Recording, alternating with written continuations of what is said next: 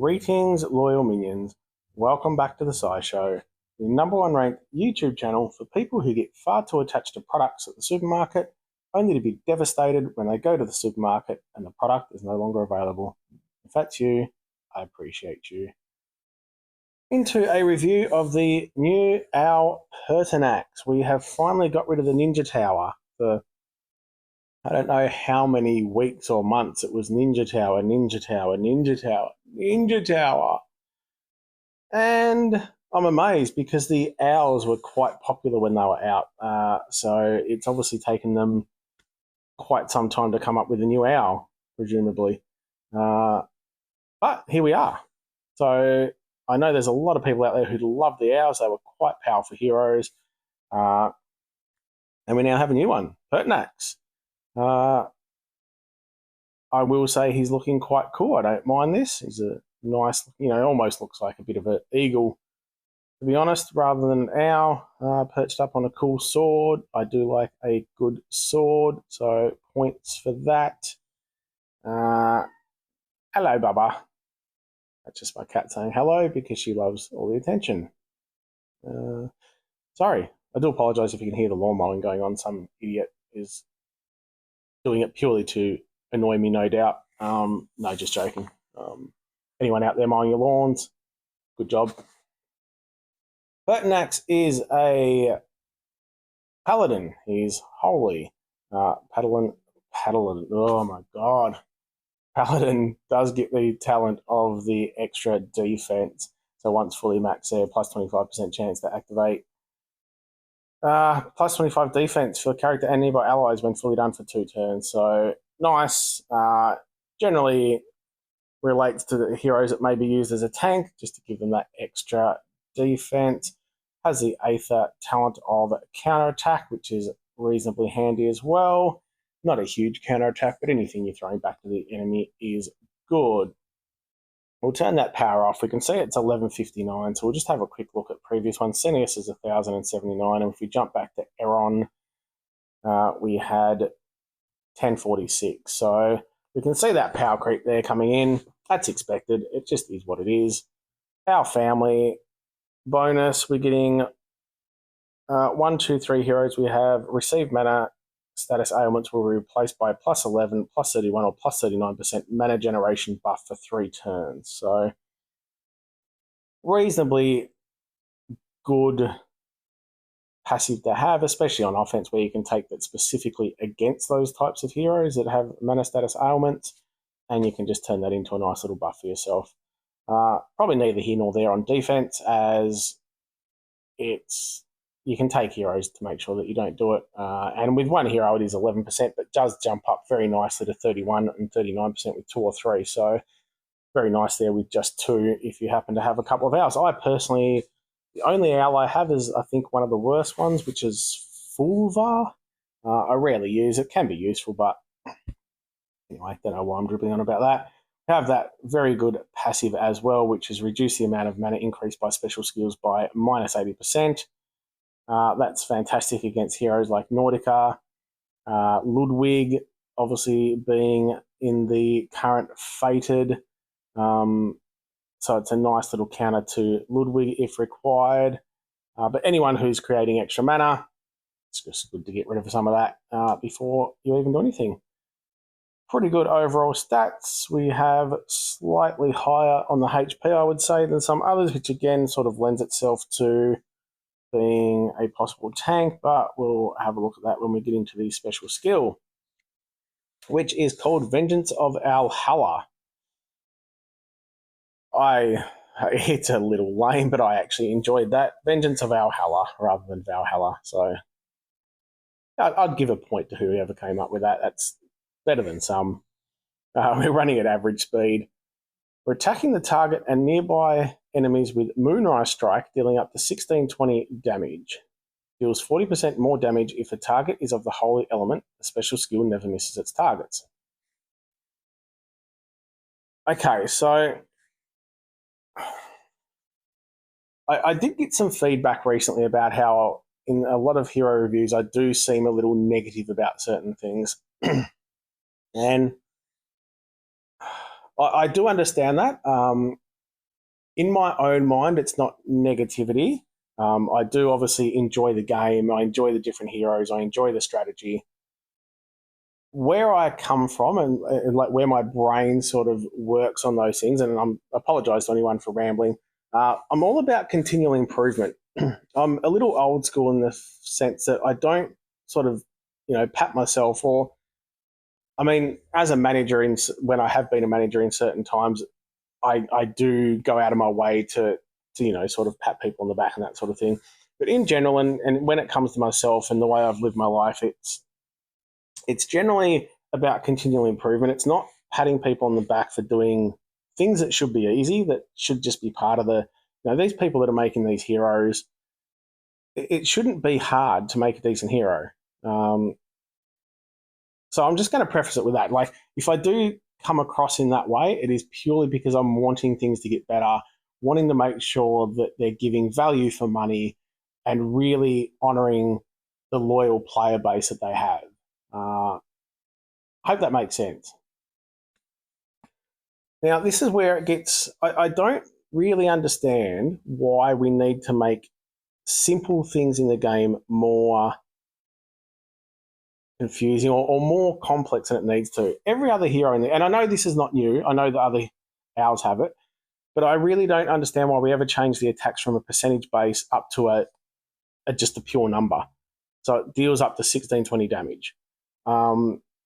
Okay, that's fine. I actually have a feeling, I was watching someone using an owl against the treasure quest, and they had growth on, and it just didn't seem to be doing anything to the attack.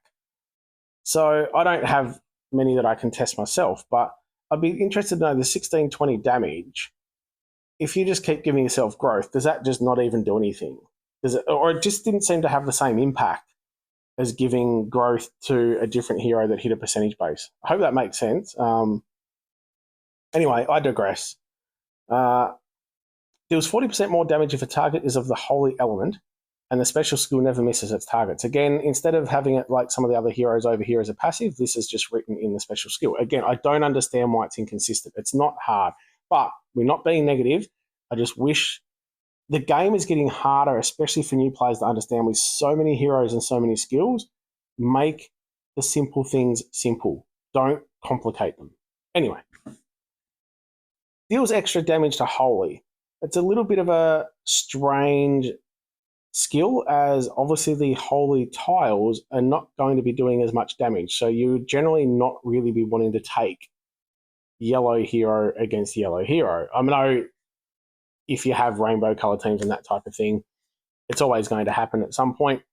But it just seems slightly strange to say it's dealing extra against holy, because yes, the special is dealing extra against holy, but all the tiles that you put into it are not. But it is what it is. If there's a yellow heavy team, something along those lines, yep, the special skill is going to do extra damage against holy.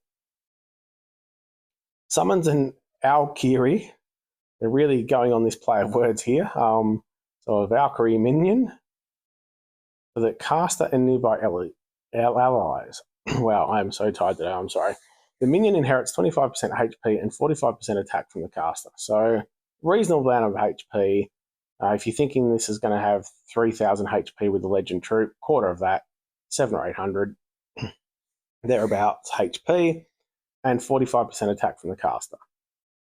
If the Valkyrie minion is defeated, full removal is cast on the attacker. So full removal, we've just seen that wording used with Sable the Fox.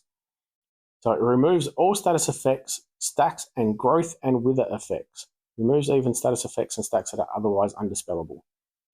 So if the minion is defeated, full removal is cast on the attacker. So the person that's killed the minion gets full removal, so removing all the stacks, all the growth, even wither if you've used wither. After the full removal is cast, the attacker shifts into Valhalla ghost form for 3 turns.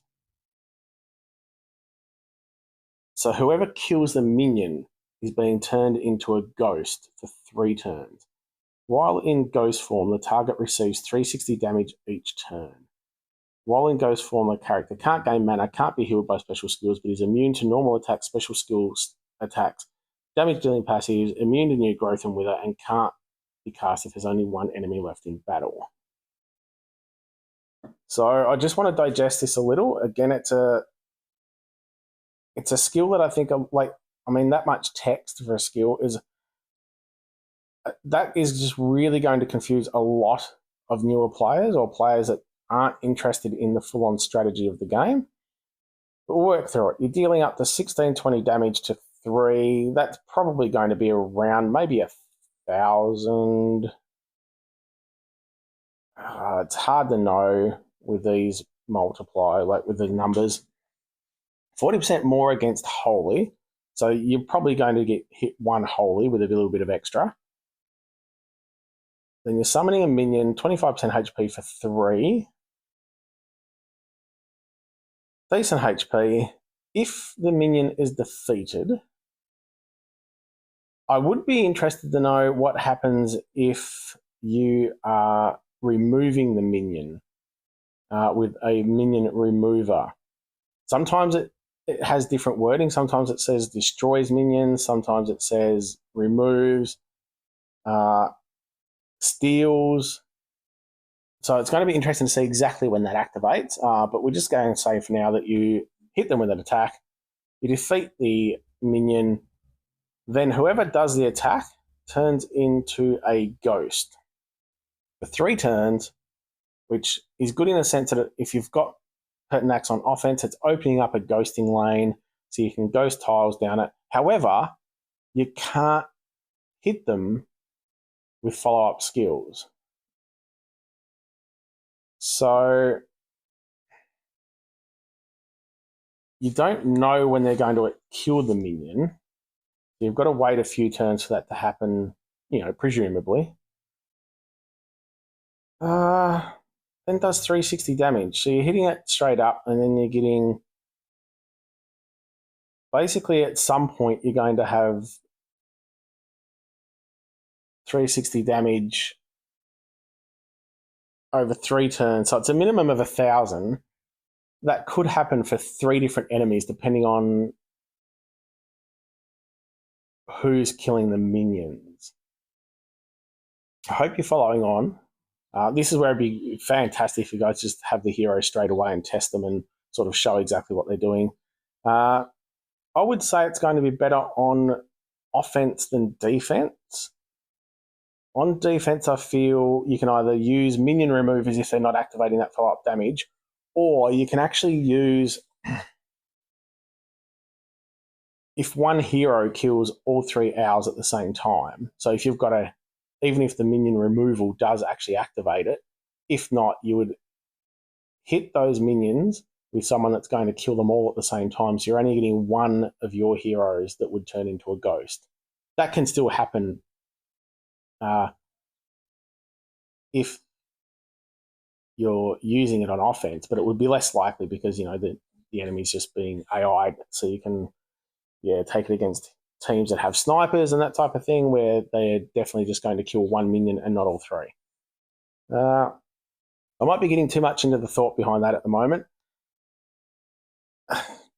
Due to that, it's going to be really hard to judge exactly how good this is going to be. The 1620 damage, I just want to look at someone like Asenius. He's doing 1,100.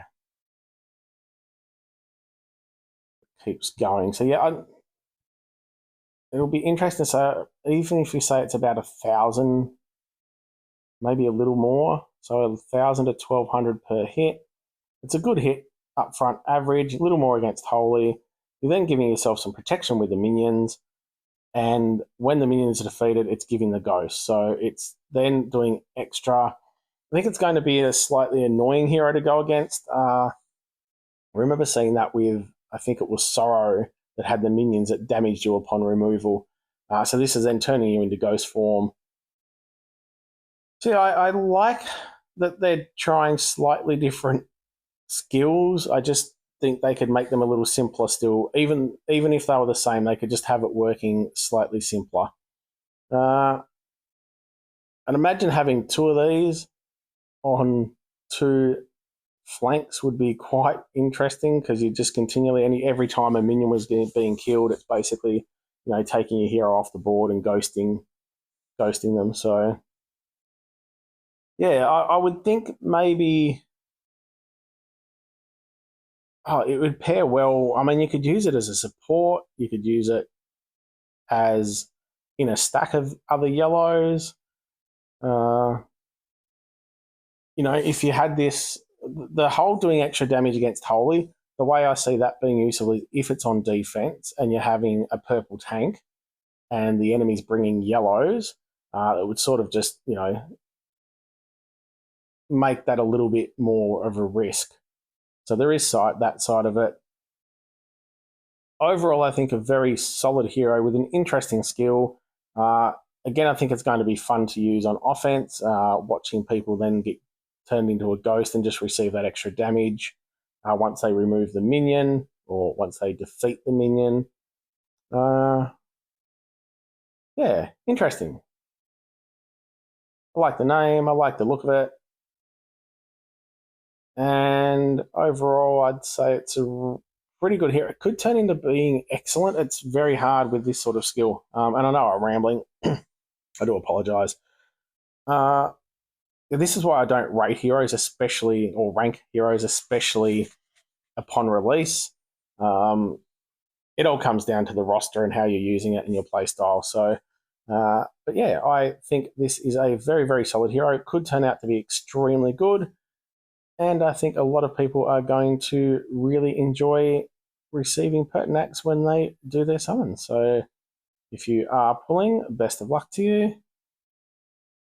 If you enjoy what I'm doing, gently press the subscribe button. I'm shooting up towards that 1,000 mark, so I really appreciate the support. Give your kitty a scritch for me, and have a good one.